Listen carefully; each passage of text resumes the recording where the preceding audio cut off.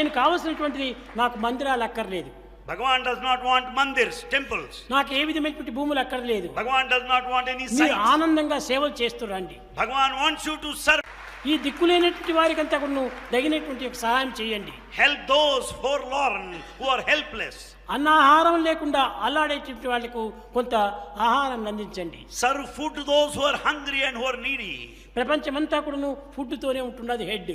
In fact, the head depends on the food. కనుక food, head, God మూడింటిని ఒకటిగా చేయాలి. As is the food, so is the head. As is the head, so is the God. కనుక మీరు మీ సేవ చేయాలనుకుంటే ఏ సేవనైనా మీకు పరోపకార సంబంధమైన సేవలు చేయండి. Serve others. Whatever service that would help others, be prepared to do that.